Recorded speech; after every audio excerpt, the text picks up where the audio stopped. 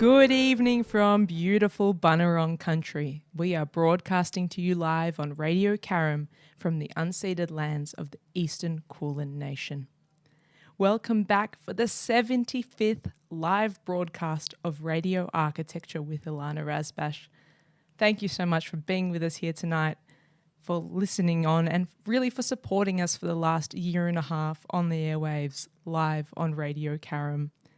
We'd love to have you with us again, and please text your questions to the studio on 0493 213 831. My guest and conversation partner this evening is Geoff Nees. He is a Melbourne-based artist and curator with over 20 years of professional practice. Geoff has established a cross-disciplinary approach to his work with an emphasis on collaboration, exploring the intersections between art, design, music and architecture. Much of Geoff's work involves handmade elements, from model making in the studio to large-scale hand-folded facades. There is always an element of craft. Geoff has recently collaborated with internationally renowned Japanese architect Kengo Kuma on an all-wooden sculpture clad with reclaimed timber from Melbourne's Royal Botanical Gardens. The Botanical Pavilion was exhibited at the 2020 NGV Triennial. Welcome to the program, Geoff. Thanks, Ilana, and congratulations. Thank you so much. 75th anniversary show. Thank you so much. I feel actually that it happened serendipitously, right? When I got you on, that the date that worked fell on tonight's broadcast. But I think you're the perfect guest to have on because you're an artist, you're a designer, you're a curator, you love music, you compose music too, you're passionate about sound, and you're so involved in architecture and in the architecture space so collaboratively. I think that speaks so much to the themes of other past guests and conversations. And in a way, you're weaving it all together and packaging it together for us for the 75th broadcast. Great. There's a question I like to ask all my guests, and that's, what's your earliest memory of a building or place? Earliest building a place. My family's quite religious, so I think it was the kind of Catholic churches, spaces, and that kind of solemn, ceremonial, kind of slightly fearful kind of thing. But I still love going into churches, and so yeah. What style was that church in particular? Oh, there was a few. I think it was the early 70s. So I think those sort of modernist, brick veneer modernist things out in the eastern suburbs, deep, in the sort of foothills of the Dandenongs. Made for some really amazing architecture. Yes, yeah. So those sort of they were modelled on sort of tents. It was a very 70s kind of thing, yeah.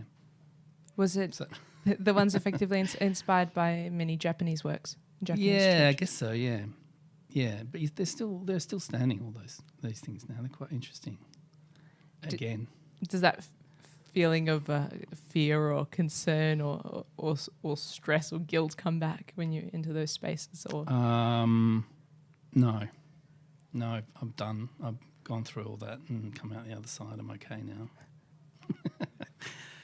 No, I'm intrigued by all of that kind of those sacred spaces and things like that from a secular standpoint. How you create spaces that for reflection and repose and things like that. And I think that's something that I've always sort of been interested in. And almost endangered in our current society, spaces like that. I think so. I mean, I haven't been to many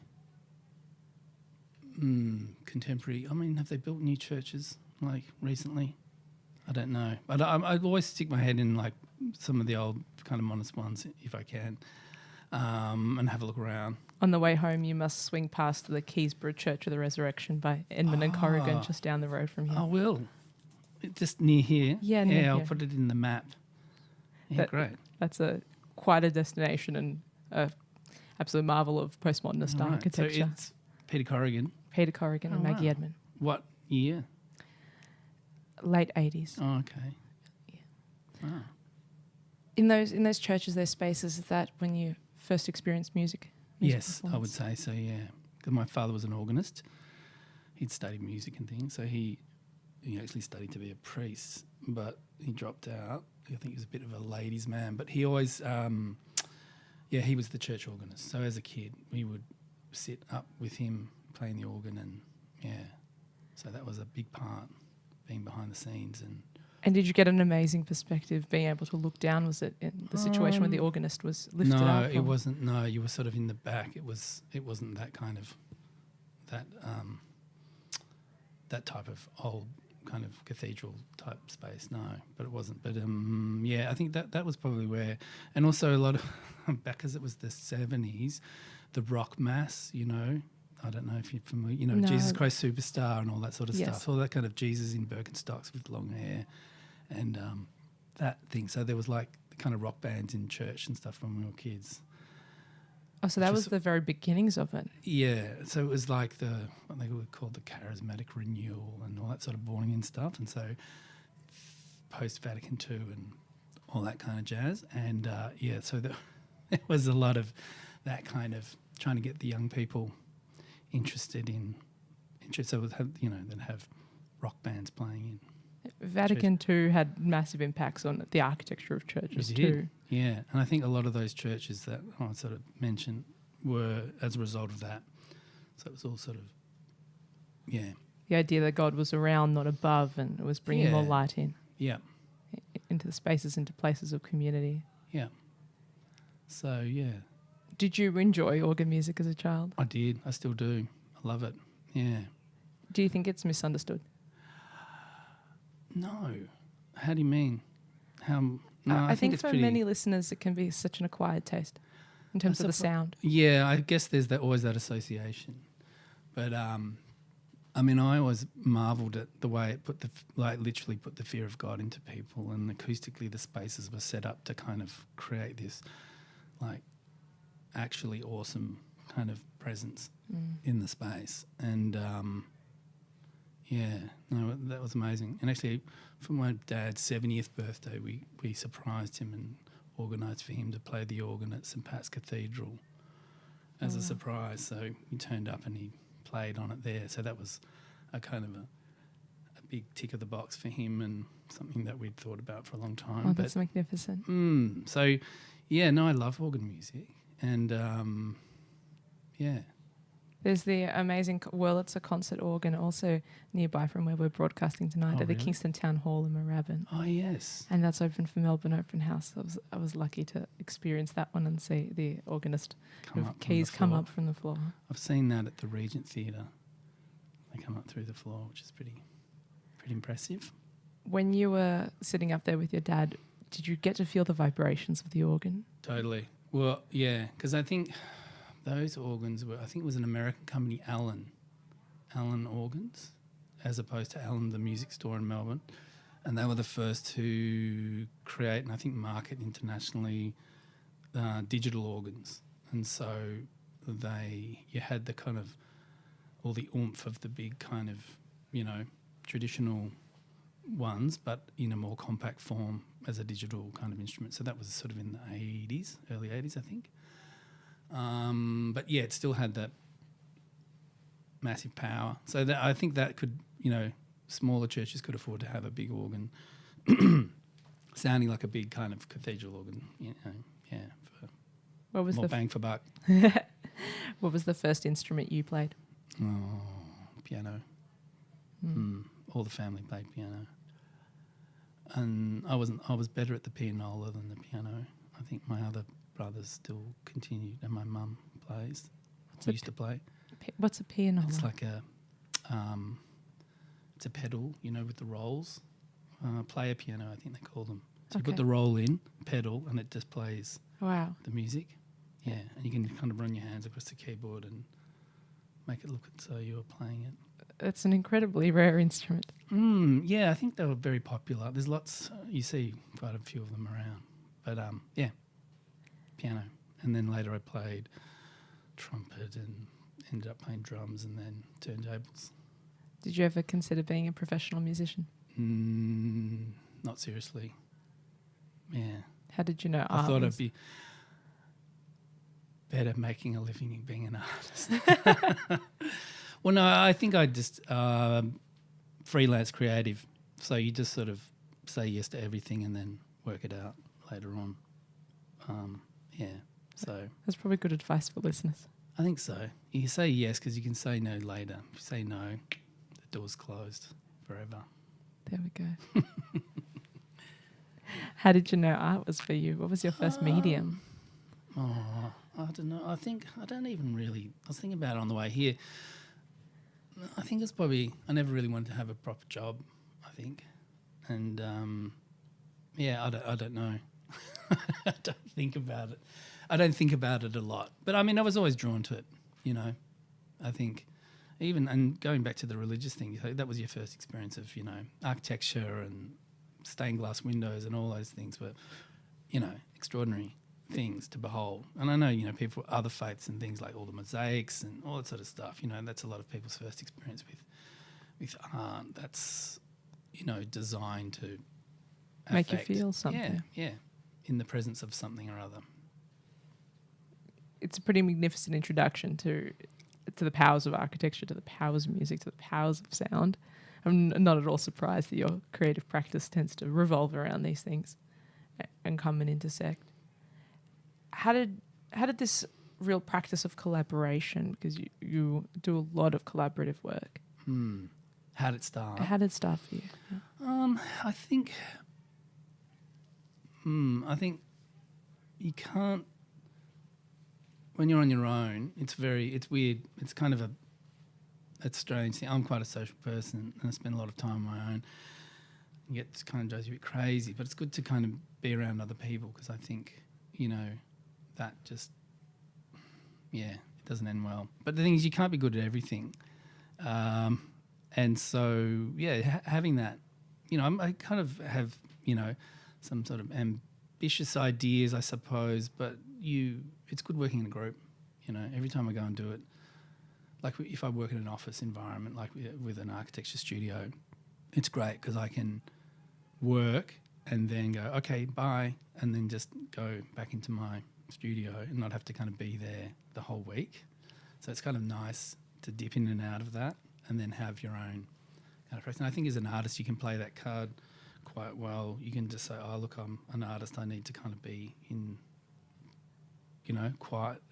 So I need to go back to my studio and get away. But I can't do the open plan thing. But anyway, I think, the collaborative process is great because everybody does what they're good at and, you work towards a common goal and, it's fun. But it's good to have the things across the spectrum, things that I can do in my studio on my own and then larger, bigger projects that take years and, require a sort of fleet of people to work on them. What's been the biggest team you've collaborated with? Probably that botanical pavilion, because that was that was during COVID as well. But that took 8 years to land, and it went through quite a few permutations before it kind of the NGV came on board. But that was, I remember we had all these online. Everything was online. It was fabricated in Ballarat because they had stage 2 there, so they could congregate and work. So there was Ballarat, and then we had someone in Beirut who was from the team in Tokyo, and she moved back to Beirut. And actually, we had to call her and see if she was okay because there was overnight. Remember when all that stuff blew up in the port in Beirut? Massive explosion. You should look at it on YouTube. Anyway, she was there. So we had to call the next day and see if she was still alive. But anyways, but it's not funny, but it was strange. But so I guess there was probably about 20 people, I think, in Tokyo, Ballarat, Beirut, Melbourne. A big team from Kenkakuma and Associates, basically working with a star architect. It was a fantastic project, the Botanical Pavilion. Yeah, no, it was great. And I think in the 8 years that I worked on that, I would go there once, twice a year and stay with him and his son and at their place. And, it's, I think, a real testament to that office. Like, all the people that I worked with at the beginning of the project were still there, 9 years later. That's so rare. Yeah, so he's, really runs a great practice, and, they all really revere him and, have great respect. So, yeah, that's really, it's like a restaurant, and you go back years later and it's the same staff. It's like something's good here. So, yeah, that was good. So, but, I worked with the McCorkle Brown group. They were the builders, and they're amazing. They're like a boutique kind of builder. They built the Jewish Museum, and they're building the Mark Beeson Centre thing at Tarawara. They're fantastic. So they coordinated the whole thing with the NGV, and it's good because it's like I can't organise things like that, but they have these people. That's what they do. They actually really like doing that kind of job. So it was wonderful to be a part of a team where you just do what you're good at. And by that time, anyway, my role was sort of done. I had to just sit there and nod through hundreds of meetings. What was your special sauce, special flavour in that project? I instigated the whole thing and I brought it to them. So it was sort of something I thought of myself and then sort of went about trying to make it happen. And we tried a few different avenues. I think it's a bit like having a film script, you sort of tweak it a bit and rewrite it, and then because there's like funding cycles and things, and you just sort of wait for another opportunity and then have another go. But, the same sort of people were involved all along. We got money and then things sort of fell over and got back up again. But I suppose with that project, I have a bunch of projects similar to that where it's a long-term, big, complex project, and it just sort of sits in that part of your brain where you sort of think into the future. And so it's good to have those things, and you kind of, you have things that you can do day to day, things you do maybe in a few months' time, and then you have these other things. So your brain's sort of going back and forward in time and back into the sort of present moment with stuff. And I guess that's how you sort of keep yourself amused, occupied, and have things to look forward to, but then things to occupy yourself on a daily basis. And, yeah. What's your biggest lesson to listeners about maintaining that sort of tenacity? Well, the rent has to get paid, Ilana. So I think, it's like you got to make shit's real. You got to like, I think that having that thing all the time is very motivating. That's the lesson. Especially when you're leaning on it for a living. It's different to, I think you need these sort of concrete timelines and things like that to really get you going. Otherwise, they just sort of drift, out in space. What do you wish people understood about being a career artist? What would I think? No, it's interesting. I think there's a lot more. I think people think you just do glue and glitter all day. I wish that was true, but it's a lot of admin, I suppose, which I'm not very good at. But yeah, I guess that's where the team thing comes in. If you have people that are good at doing different things. And, I've worked with a lot. I shared a studio with some really great people, and I think that's one of the things that I've learnt in the last maybe 5, 6, 7 years is I shared with a really talented designer, Andrew Ashton, he's a graphic designer, and I've shared with other artists in the past, and there's always that, what is that term? When you tell people good news and there's a pause before they congratulate you, Jealousy. Jealousy, something envy, status envy or something, I don't know. But yeah, I think, artists are all fighting over the same crumbs. Designers and artists can have this great complementary kind of thing together. And, the two worlds, I'm sort of in both. The two worlds sort of lean into each other or overlap. And, I'm sort of really into that, the history of and looking at different artists. My favourite artists are people like Bruno Minari and, those Italian guys who all did everything. Published books, designed buildings, all that sort of stuff. And for the Italians, there's not such a distinct difference between the two. You just do this thing. But also that industry after the war and everything was, amazing, supporting all that kind of stuff. So what was the question again? Sorry, can't remember. I think you answered it. Okay, good.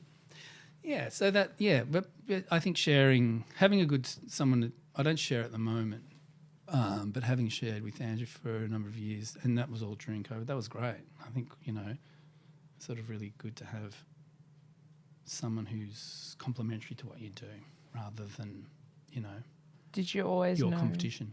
Did you always know that you'd go in this multidisciplinary, collaborative direction? I went to Phillip Institute back in the early 1990s, which was a art college out in Bundoora, which got kind of swallowed up by RMIT, but that was came out of the 70s. It was quite a progressive school, art school, so you could, you could just do bits and pieces of everything. You didn't have to sort of specialise in certain things, so you could do painting and sculpture and sound and all this kind of stuff, and I think that really just felt very natural, so it was like, I'm interested in everything. It's like, why can't I do everything? Not as in I can do everything, but I'm interested in all of these different things. And I think that was sort of and they overlap. I think, having people just do painting or just do whatever doesn't make sense to me. So, It's like more ideas, less refinement was the mantra of Peter Corrigan, the architect we mentioned earlier. Right. Okay. Yeah. Yeah. I think it's important to understand how it all, it all goes. Who have been some of your greatest mentors? Mentors. Well, there's a guy. I shared a studio a long time with a guy, Stephen Hennessy. He's got an exhibition on at the moment, and he was someone who's been a painter, and then he kind of went into doing lighting design, and he did sort of in the first round of stuff at the Crown Casino. He designed all the chandeliers and things, and his background was as an artist, but he was able to kind of be a designer. But I think I shared a studio for him for a long time, but he kind of really taught me, what the definition of being a professional artist is. And it was, for him, it's quite simply just working when you don't feel like it. Because just going in there every day and doing and working, because it's just you, no one else is. It's easy just to go to the TAB or, whatever, because no one will know. But that was something that he was very good at. And, He taught you that rigour and tenacity, certainly for your projects that run. And also the thing, he did this thing, which I kind of do now, which I really admired. It seems a bit funny, but it's like you clean up at the end of the day before you go home. It's like dinner parties, I can't go to bed if the dishes aren't done. Not that I have dinner parties anymore, but so when you get to the studio in the morning, there's not a mess. You can just sit down and go straight back to work. I thought that's good, because you always find some reason not to start, when you get there. And I thought, no, that's good. But that's that discipline and stuff. I mean, they seem like kind of insignificant things, but that kind of routine and that ritual, yes, thing is important if you're trying to be self-disciplined in that way. Do you tend to seek out rigour and order? It seems to avoid me, actually, I have to say. Really? No, I'm not very good at it. To me, I ask that question because to me in your work, the geometry is so ordered. The forms are so ordered. The shapes are so ordered. There's a patterning. Yeah. Strict patterning. Yeah, I guess it's an imposition on the kind of chaoticness of my process. So I only recently found out last sort of 18 months that I have ADHD, and which totally made sense to me. And so looking back in hindsight, you know, like I'm just so easily distracted and all this kind of stuff. And I think that kind of rigour with geometry and patterns and that kind of order they place on the top of the chaoticness gave me a structure that I could do. And I think it feels a little bit like swimming upstream to do that sort of stuff. It's very satisfying when you can do it, but it's actually kind of overwhelming at times. But I guess in a way you sort of know what you're doing and you're sort of executing the work.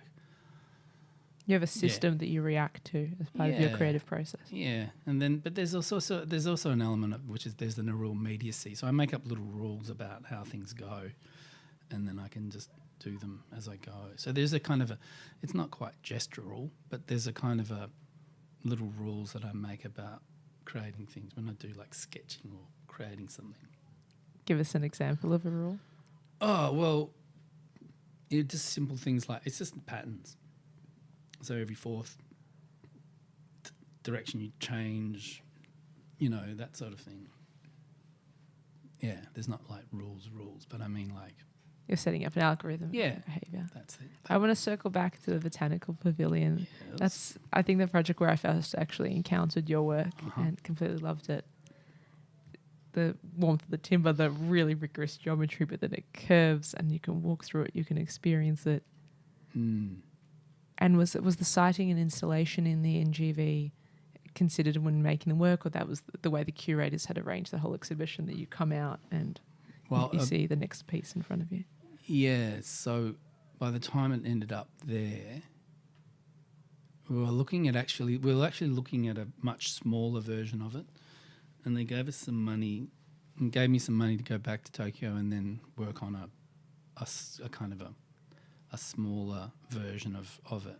But we went there and we'd been doing it so many times, we just said, no, we're not going to do that. We'll just give them the kind of Dare to Dream version. It wants to be big. Yeah, but the thing was, it's because it was modular, it would just mean that like this much, you get this much for $100,000, you know, this much for 200, etc., etc.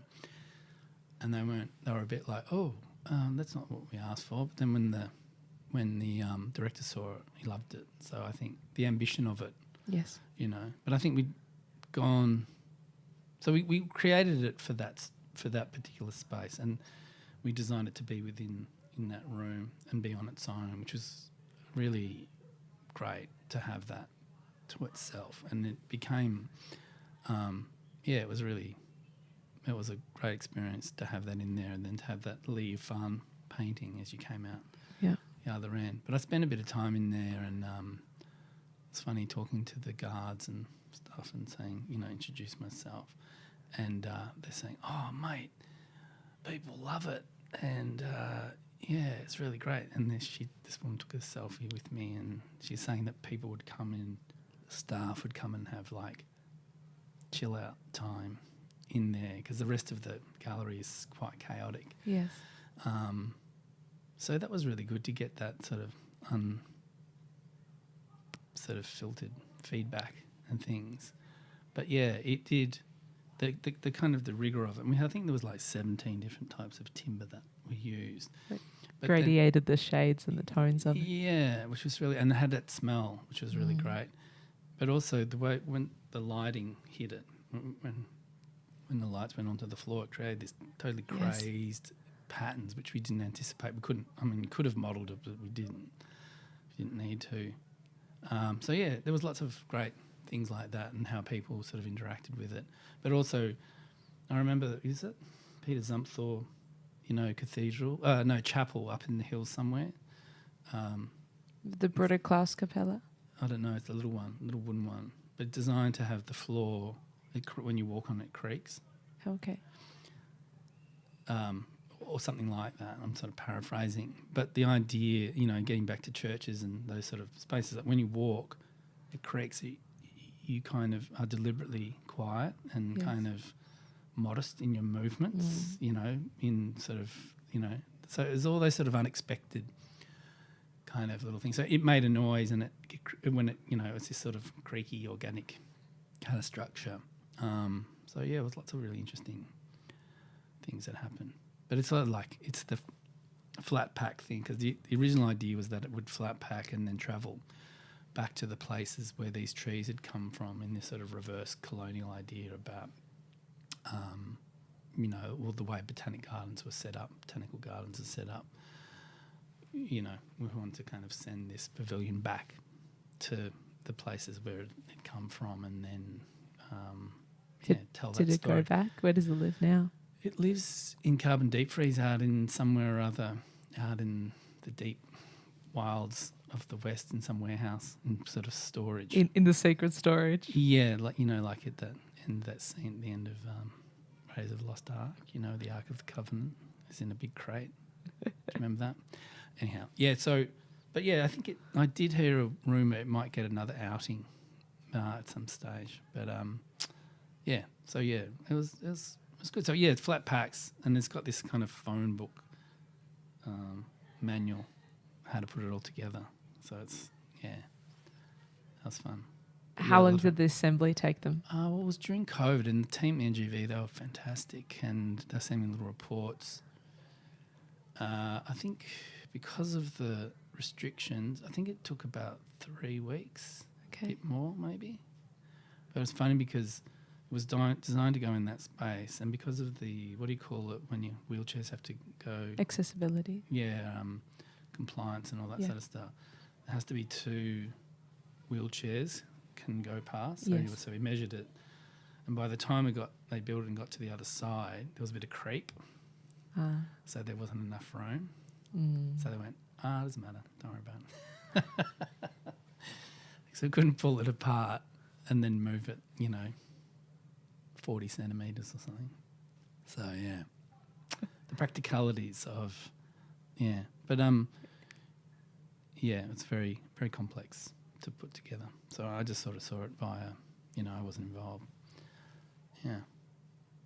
The practicalities of an installation for the public. Yeah, all the things but they had to have the guards there, the invigilators there the whole time, because kids love running around. And actually, I came there one day and it was really chaotic, and there was all these kids running, jumping, and they were like rubbing their hands all over that painting, and it was just completely feral. And it was funny though to see all that chaos and all the guards. They had 2 there, getting kids, showing them away from, this painting worth hundreds of thousands of dollars. Do you like coming into galleries and surveying the reaction to your work and observing and being a bit voyeuristic? It doesn't happen that often, but it's interesting. You walk around, people go, "Oh, this is really cool." Yeah, I go, "Well, actually, here's my card. I'm the artist." No, I didn't do that. I might have done it once. No, it was good. It was good to do that. But it got to stay on for quite a bit longer there, so that was great. So a lot of people got to see it. I think because they didn't have anything programmed for that space, so it could stay there for a little longer. I'm blown away by how long the project actually took. 8 years is longer than a building, significantly longer than the average building, longer than a really big building. And I'm often interested in time, or other creatives' practices' time, and how long that takes. Yeah. And I seem to always have thought architecture took forever until I spoke to a filmmaker and found out how long film takes and those arcs. And I know you're working on another project that is still ongoing, that's been going for a very, very long time. Yeah. You're able to share something about that? It's a music program. It's a music project with an orchestra on the dance floor, sort of like origins of disco music and the kind of production of it. Strings, that sort of early disco strings. So doing a live, dare I say, immersive thing. So it's like an orchestra surrounding a dance floor. So it's like reverse engineering a DJ set. So transcribe a DJ set for an orchestra to perform like 70 minutes continuous. So the transcription of a DJ set into a live. So that's been going for a long time, 12 years or 13 years or something. But yeah, it is like a film script, like you say. You know, you sort of goes in the drawer for a while, and then you sort of forget about it, or you grow despondent, or fall out of love with it, and then something happens, or you meet people, and you get sort of inspired again. But again, just like I was saying before, like you have things that you have immediate, medium term, long term, and so those things can exist in that far off place, and you can just go and visit it from time to time. Yeah. So yeah, it does take a really long time, but it's very satisfying when it comes together. And I think, yeah, this thing at the moment might happen. We'll see. I find this really inspiring in your tenacity and commitment to the long project arc. Really, really inspiring, because we don't often get to hear about it. Everything is fast reward, fast turnaround, quick projects. Even our attention spans are being curated to be mine in particular. So yeah, that often baffles me. Why? I don't know. But I also like fishing as well. Like going fishing. I haven't done it for years, but I used to love it. And sitting there, nothing's happening, but there's all the anticipation. So when you catch a fish, you're not fishing anymore. You're catching a fish. So that sort of at any moment, a fish could get on the line, and so that sense of anticipation, I guess, is it's like it's like people collecting or record collecting or even that sort of stuff keeps buying that's lotto tickets or something. The anticipation is the thing. That's the potential dopamine kind of hit, or something like that. What is it that would you say that you're in pursuit of through your work and through your projects? I don't know. I couldn't sum it up. I think, yes, I don't know. Sorry. Do you have any thoughts? I mean, I guess I like that the resolution or the immersive, or I don't know. No, I hate that word. I couldn't say. I don't think about that much. I should have thought about it on the drive here. No, but I'm thinking about the patterns that you create in your work, the rules that you create in your work, the systems, and then those long projects that come to a resolution but are meditative in their duration. Even as you mentioned fishing, it's like, not to overextend the use of the word mandala, but seeking out some sort of meditative pattern in the work, in the process of doing the work. Yeah, and there's, I suppose, with the music thing as well, and the same with like when DJing and stuff, like you give people a heightened sense of, so you put all these things in the right combination together, songs, music, patterns and things like that, and it has this effect that's engaging, I suppose. You want people to just, especially now with that whole attention deficit cultural kind of thing that's been going on for years, and just even watching like like Instagram reels, it's like, there's a cooking thing, it's like, oh, come on, just show us the thing. Yeah. It's like, quick. And it's like, it's pretty funny. It's like time lapses of buildings, like did you see the one the other day, the Notre Dame reopened? Have you seen that? No, it hasn't come through my algorithm yet. It's pretty funny. How long did it take? 10 years to rebuild it? I saw a time lapse of it. It's like, just, so that's funny. It's a misrepresentation, actually, of the work and the labour and the passion and the effort and the ideas that go into creative production. Yeah, but it's true. How do you know when a piece is done or when a project is done? I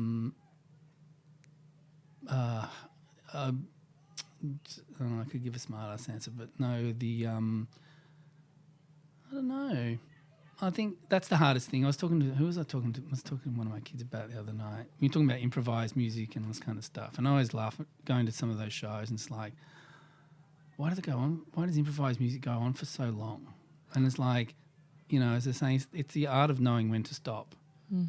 And it's like, it sort of like negates the audience in a way, that kind of stuff. It's like they're having fun up there, but it's really boring on this side of the stage. So I think there's, when you watch kids make artwork and stuff like that, and they do something great, it's like, stop. Well, Yes. they can't, and they just kind of draw it to death. And then it disappears. So is this that? I think that's the skill, is knowing when to stop. You don't feel like, because there's this sort of a thing where you want to colour in the whole page. Yeah. So, yeah, I guess that you get better at it as you get more sort of practice with that kind of understanding.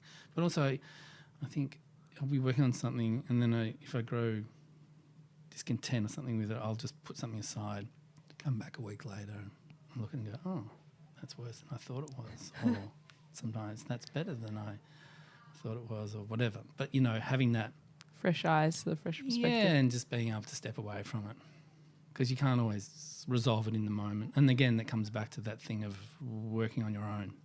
You got to be careful you don't throw things away. The value of checking in with peers, of checking in with trusted mentors, of hosting salons even. That's right. We've had a text message come in from Yoni in Melbourne. Geoff, in an era where the transactional nature of art increasingly bypasses traditional institutions, how does curation endure as an essential act of meditation?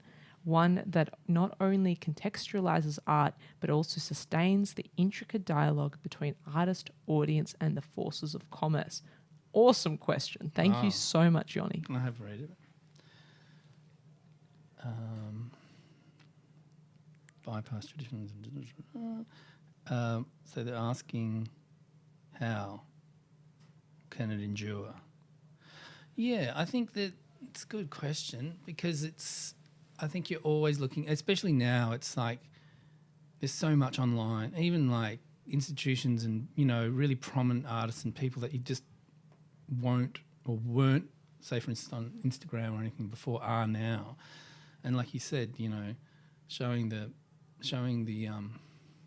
building of the restoration of Notre Dame in like 9 seconds really doesn't do it justice. But I think there's those sort of moments where I think because of that, creating that kind of, I think people will always want that experience, and I think, but you just have to be. Yeah, you have to work a little harder to seek it out. I mean, it's hard to kind of have that representation. I guess what I was thinking before about, time I spent in Japan, where, all the buildings there, especially in Tokyo, which is where I spent most of the time, each building has some place of repose or sanctuary built into it. And so, there'll be this beautiful little garden, internal garden, things like that. And it's sort of just, that is really appreciated. I think even just knowing that something like that is there makes you feel better about being in a place like that. But how does curation? Yeah, I'm. Yeah, I mean, I am interested in it. I think, like, music and those sorts of things, especially, like those band, or, they call it, refer to as like durational, performative stuff, where they have, something that happens for an hour or 24 hours. And I was looking the other day with my son, we were looking at that piece of music that John Cage wrote. I think it was in 1950 something or other.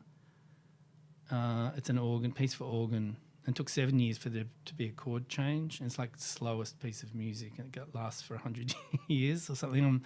I'm kind of not getting it exactly right, but it's in Germany somewhere. But it's this slow, almost kind of glacial, geological time, and it's really forcing the audience to kind of sit there. No, not sit there, but even just to contemplate that idea. I think there'll always be that stuff working contrary to whatever the kind of market forces and things like that are now. But yeah, it's about being decisive and having taste. Ultimately, curation, isn't it? Yeah, and being confident in that. Yeah. What hat do you wear when you're curating? When you're Do you find that you put on a different hat as a curator and you're in a different headspace? Or is that Yeah, integrated? kind of. Yeah, I think so. Like, I always found in my experience, like, I always like to think about artists and designers and people. I think it's a lot about research and things like some person I really admire is Glenn Gould, the Canadian piano virtuoso, and he did these sort of he quit performing live and spent the rest of his career in the studio recording and then doing these really amazing radio plays. The Idea of North, it was a trilogy about far northern parts of Canada, and he interviewed people from up there, and the Solitude trilogy, I think it was called. But he would often interview people who were really famous, like Leopold Stokowski, the famous conductor, and talk to him about subjects unrelated to music. And I think with my curating, it's like if you want to put together this show of people who's like, I really like that person's work, and you say, oh, do you want to be in the show? I go, no, I'm really busy. But then you find out that person, for instance, is interested in, I don't know, lead light or weaving or something like that. And all they get asked to do is painting. But then you say, hey, do you want to put some, I don't know, weaving stuff into an exhibition? Like, yeah, absolutely.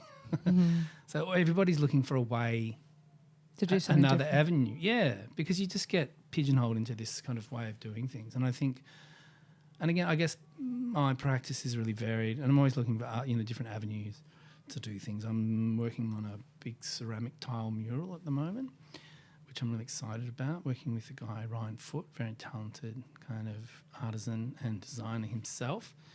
And more order and patterns than that ceramic, no doubt. Yeah. Well, I started studying ceramics at Prahran in whatever year that was, 1990. I think everybody's looking for other opportunities to do different things and have different creative outcomes. Because it makes it interesting to do it, I think, doesn't it? Is there something you haven't tried yet that you'd really like to do? Yeah, I don't know what though. Yeah, I'm sure, but I can't think of it right now. I want to, because this is an architecture show, I think it is really important that we mention Sean Gotzel's M Pavilion, one of the very first M Pavilions. It was the first one. The first one that was commissioned, and you wrote the opening soundscape for when the pavilion with my opened. long-time DJing buddy David Fransky. Yeah, so we wrote this piece of music and was get played every morning when it opened, and then so it was sort of like this sort of new age toothpaste commercial kind of music, very it was kind of fun. And I remember, but it suited the kind of the form that I'm waving my arms ultimately around in the YouTube can see us. Hello, listeners on YouTube. Sorry, it's ultimately Sean Mm. Gotzel's pavilion had this series of flaps and sides that opened up. Yeah,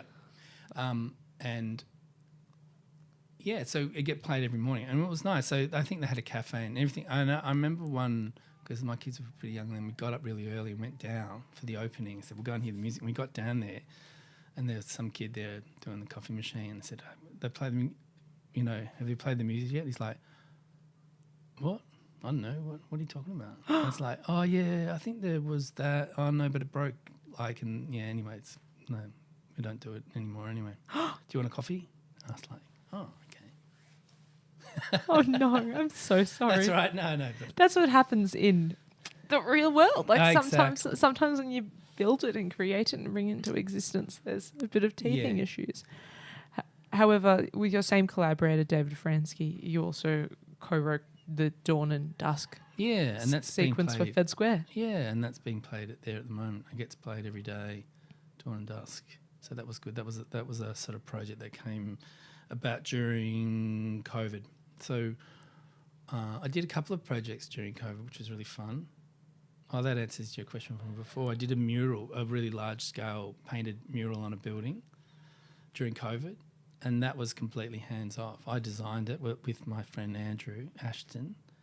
We designed, the layout and did all that kind of stuff, and then we sent all the Pantone colours to the painters and people, and then they painted on the wall. So basically never left home, and this mural got painted. So that was really fun. Yeah, it's actually an amazing little thing to think about. At home, stuck in lockdown, and you're sending art into the world has been created at really large scale for the public. Yeah.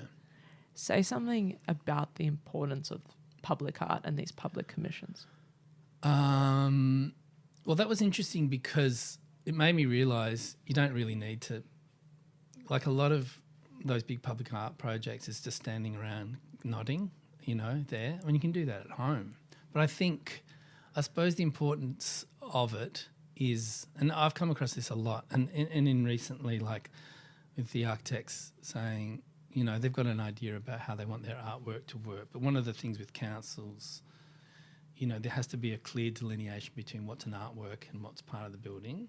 And so it's important for people who walk past. I don't think it's just like a design feature. It's actually a standalone artwork. But then I like to kind of entertain the idea, or not entertain, but work on this idea of integrated. So it's Why do you think that is? Why do you think council insists on that delineation? Surely there's a reason better than maintenance. Oh no, it's because also there's things like, and it happens all the time, like that mural, the client, I won't say who it was, but they had some pretty weird ideas about what they wanted. They wanted their logo on it, and that's like, no, sorry sir, you're not allowed to.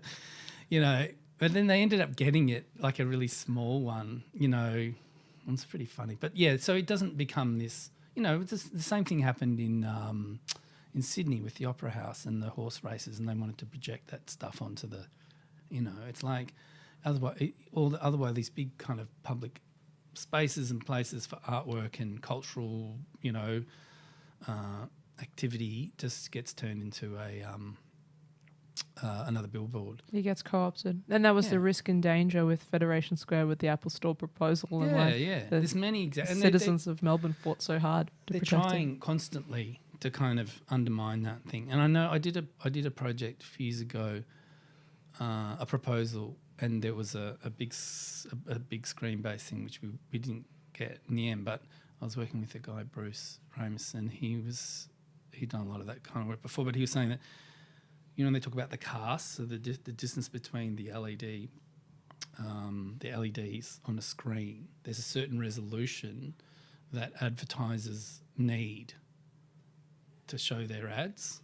And so Bruce was saying, no, we've got to make it so that if in 5 years' time, when the artwork lease runs out, they can't be co-opted by an advertiser and turn it into a billboard. Oh, wow. And so when we design the screen, it would be too low a resolution to interest because you put your Hungry Jacks or whatever there, and people go, oh, what's that?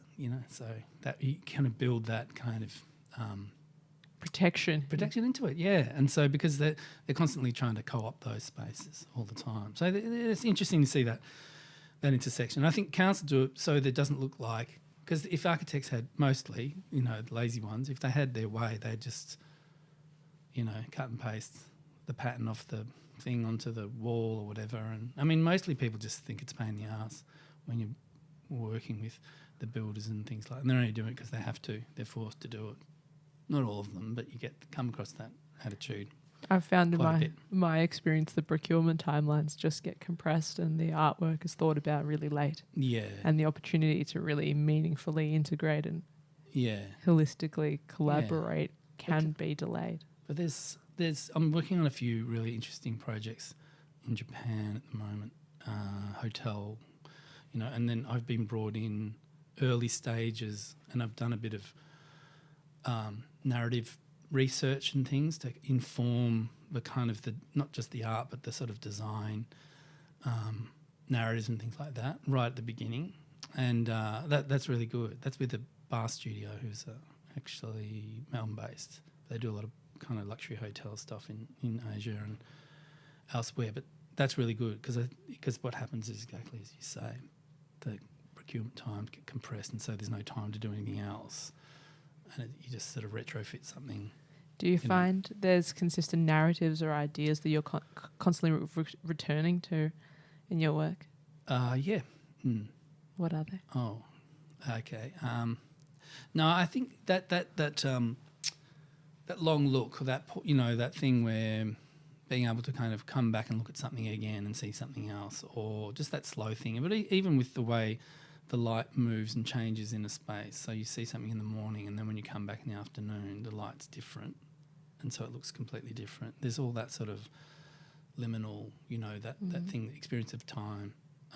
So you drive to work in the morning down this way, and you see a big wall, and then the sun hitting it, and then you drive back the other way. It's totally different. All that sort of stuff. Very simple, but they're the kind of things that I guess are interesting to me. Ilana. I love that. I feel like you're in the pursuit of a patient moment, or you're kind of challenging your own patience. Yeah, in the rhythm you're seeking out. Yeah. Yeah, you have to. I guess you have to force. I have to force myself into that situation sometimes. A lot of the time. Do you think about the rest of the art scene much, or not really? I don't really. I've always been a bit of an outlier there with all that. I'm sort of not. I didn't grow. I'm not from Melbourne originally. I didn't go to grow up primary high school thing here. So, and I went to the art school out in the Whoopsies, out in Bundoora, and so didn't go to the VCA and RMT and all that stuff. And I have lots of friends in that world, but I've never really. I've just sort of dipped in and out of it. We've just had another question come in from Ezzy, also in the Melbourne CBD. Thank you so much for your question. Geoff, in an art market emphasising authenticity and cultural connection as markers of relevance and value, do you see a renewed space for art as a contemplative practice reaching for the universal? Absolutely. Yeah, big themes. There'll always be that there, I reckon. I think even more so, the more commercial and kind of hyper it gets, the more people will want to have that experience of something bigger, something transcendent, and something that kind of, something that moves you. Yeah. I think that happened a lot during COVID, people, those lucky enough to kind of have a bit of space who didn't have like little kids or people there was a lot of people that had a pretty nice time, and like people kind of, it's interesting, isn't it? Like people started to write that book or paint that painting or all that kind of stuff. So as soon as like when it hits the fan, people kind of lean back into art as a way to kind of cope with all that sort of stuff. And then, government doesn't fund it enough, but it's actually, So I think to answer that. Awesome question tonight from the listeners. We've come full circle, I feel, in this conversation. We started with your first memory of a church space and the organ, and that truly awesome in the original pure definition of the word, awesome, the experience of awe and transcendence. And then to be coming back to the themes of that's what great art does. Great art pushes you towards transcendence too. I think so. I don't say it out loud though, but I am. I'm allowed to. I'm an architect. I can say those things out loud. Yeah. No, but it's, I don't think about it much. But I mean, with the kind of music that I listen to a lot, and, it's all of that sort of stuff, really big, pastoral, spacious stuff. I love that. It evokes, space and... Beautiful. Well, I'm mindful of the time, so I'll ask my last question. Oh. Time flies when you're having fun on radio architecture. Yes. And that's, what gives you hope? Hope. Oh, no. Hope. I don't know, Ilana.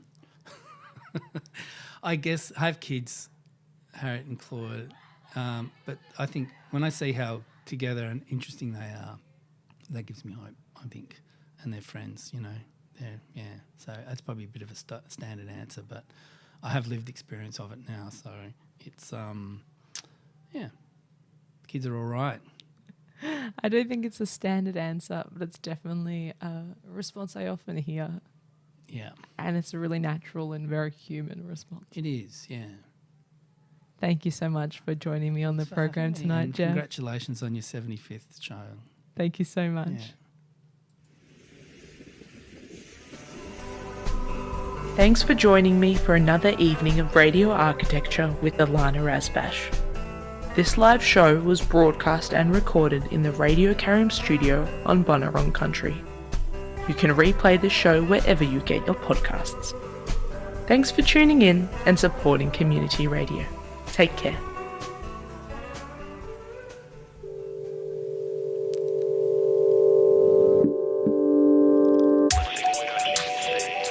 You're tuned to Radio Karam, local community internet radio. This is Zvi Belling, aka Z6.